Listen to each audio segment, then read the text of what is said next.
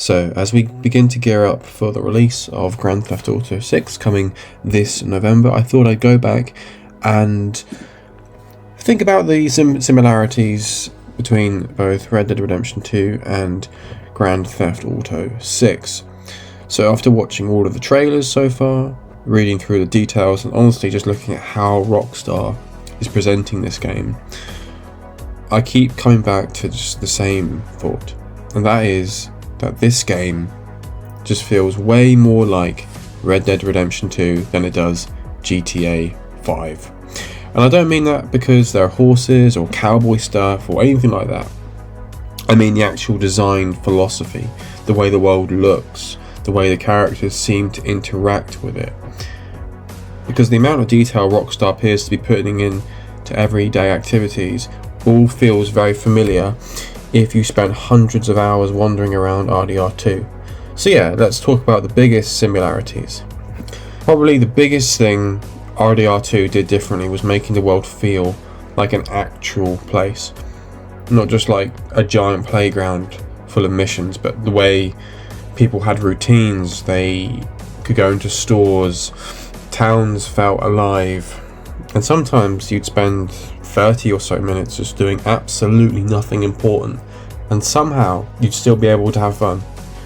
But looking at GTA 6, it really does feel like Rockstar is chasing that same idea again. The trailers are packed with random people living their lives, crowded streets, beachgoers, people recording videos, and all the while conversations are just happening in the background. The focus doesn't seem to be, look how much chaos you can cause. It's more like, look how believable this world is.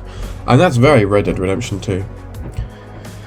But one thing that made RDR2 special was how interactive everyone felt. You could greet people, antagonize them, start conversations, watch situations unfold naturally. It made the world feel reactive, but now we don't know exactly how deep GTA 6's systems go yet. But based on everything Rockstar has shown, NPCs seem way more detailed than anything we saw in GTA 5.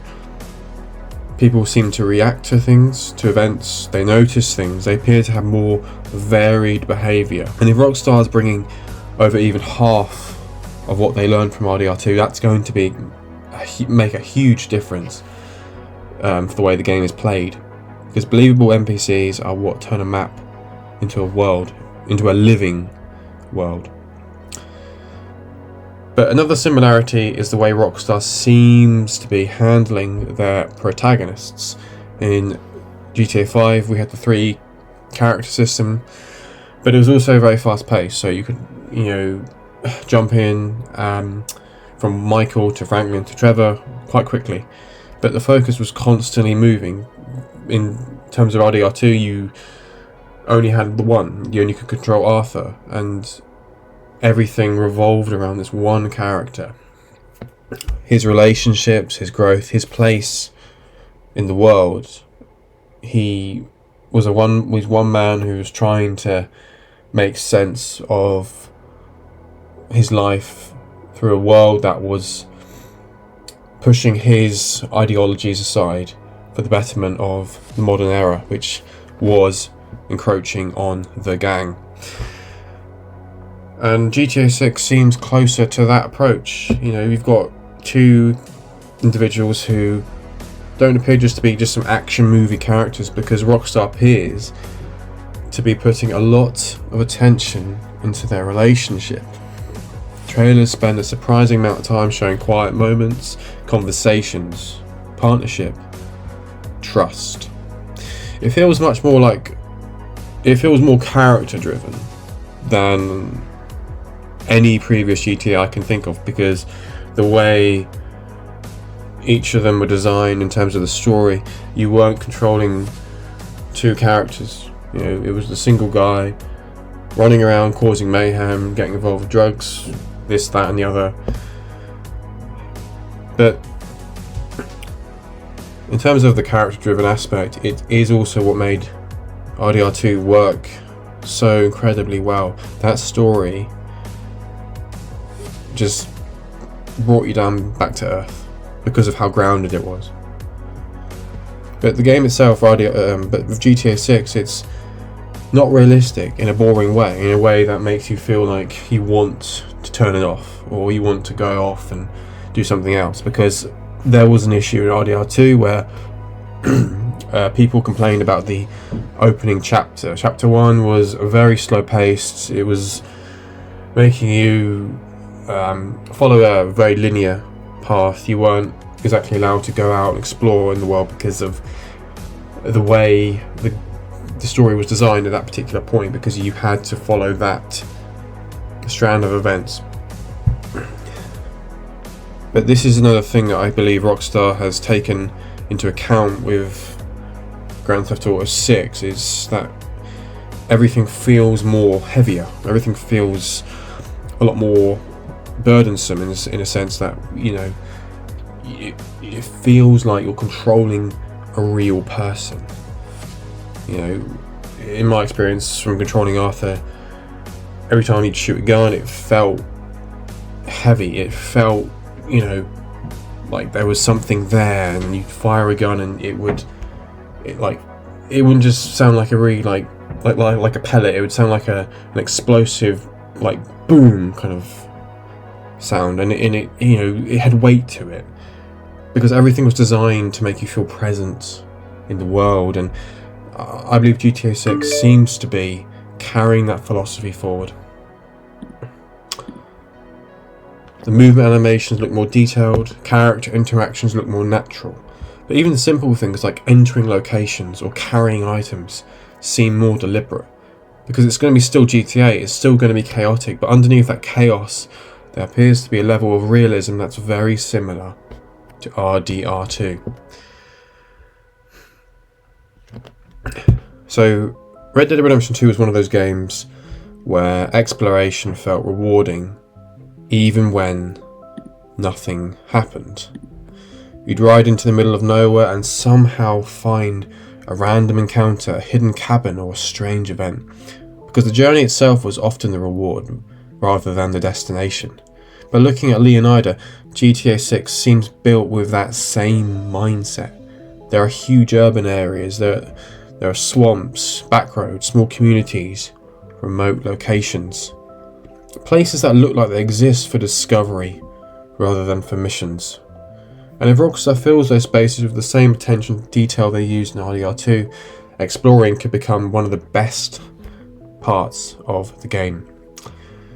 In my opinion, I'm looking forward to exploring Mount Caliga National Park more than, say, the Grass Rivers, because I feel like that is an area that we've seen less of. We haven't seen the northern side of the map. We've only really seen Vice City, parts of the Keys, parts of the Grass Rivers, and bits of Ambrosia, but we haven't really tapped into that northern border of the game.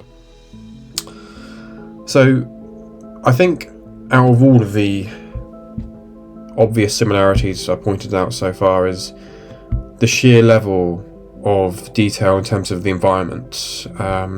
We talked briefly about how NPCs react to you, but in terms of the environmental realism, I think GTA 6 is going to take what RDR2 did extremely well and just make it even better.